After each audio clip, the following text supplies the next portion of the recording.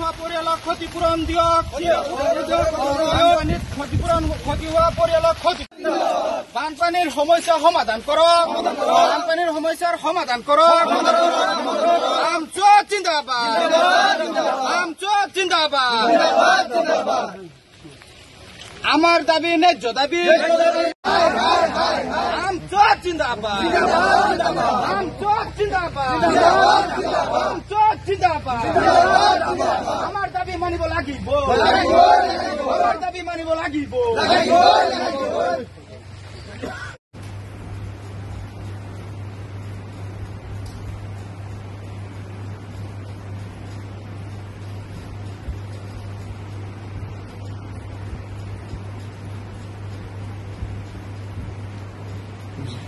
বন্ধ কৰো। আমচুৱাত জিন্দাবাদ। আমচুৱাত জিন্দাবাদ। আমার দাবি মানিব লাগিব।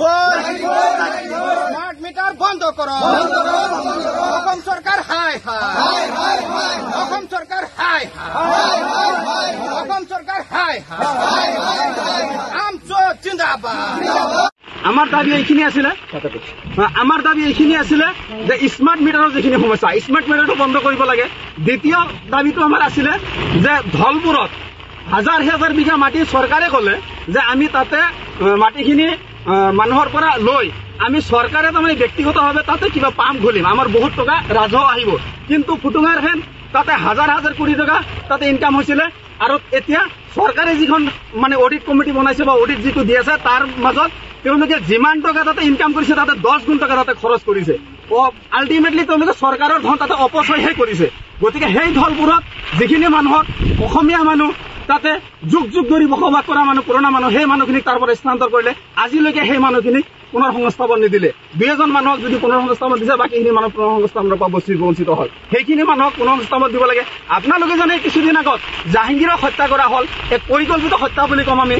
সেই হত্যাকাণ্ডৰ আজিলৈকে ন্যায় প্ৰদান নকৰিলে। আমি আপোনালোকৰ জৰিয়তে মুখ্যমন্ত্ৰী ডাঙৰীয়াক আমি আহ্বান জনাইছো, জাহাংগীৰক কোনে কেনেকৈ হত্যা কৰিলে, কি ৰহস্য, সেই ৰহস্যখিনি CBI তদন্তৰ জৰিয়তে হওক বা অন্য কোনো তদন্তৰ জৰিয়তে হওক স্পষ্ট হ'ব লাগে।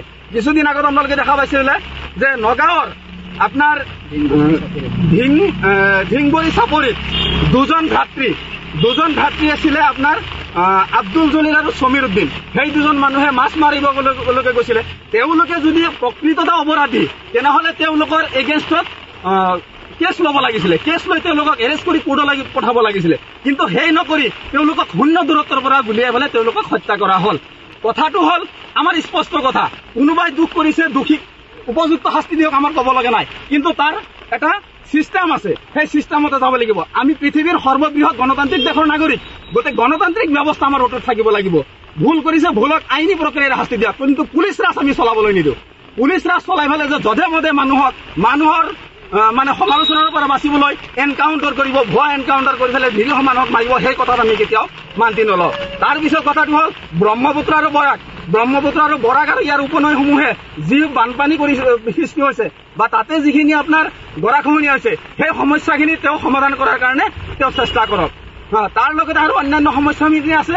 আজিৰ তাৰিখত চীনে যদি হুৱাংহু নদীৰ দৰে যদি ইমান ডাঙৰ নদীখনক যদি তেওঁলোকে মানে আশীৰ্বাদ হিচাপে গ্ৰহণ কৰিছে, তেওঁলোকে যাতে তাৰ প্ৰকল্প নিৰ্মাণ কৰিব পাৰিছে, আমাৰ অসম বা ভাৰত চৰকাৰে কিয় ব্ৰহ্মপুত্ৰ বা বৰাকৰ দৰে সাধাৰণ সৰু নদী এটাক তেওঁলোকে কিয় কণ্ট্ৰল কৰিব পৰা নাই? তাতে কিয় তেওঁলোকে প্ৰজেক্ট বহাব পৰা নাই? তেওঁলোকে ইচ্ছা কৰিলে পাৰে, কিন্তু ইচ্ছা নকৰে। তেওঁলোকে মাত্ৰ সাধাৰণ জনগণক হাৰাশাস্তি কৰি পেলাই মানুহৰ সমালোচনাৰ পৰা মানে বাচিবলৈ নিজৰ দলটোক, এই বিজেপি চৰকাৰে কৰে নিজৰ দলটোক আৰু নিজৰ যিখিনি মানে নেতা আছে, পালি নেতা আছে, তেওঁলোকক মানে কোটিপতি বনোৱাৰ কাৰণে, তেওঁলোকক মানে সম্ভ্ৰান্ত কৰাৰ কাৰণে তেওঁলোকে লাগিছে। সাধাৰণ মানুহক কোনো নিৰাপত্তা দিয়া নাই। তো সেইখিনি হ'ল আমাৰ আজিৰ মূল যিখিনি কাৰ্যসূচী।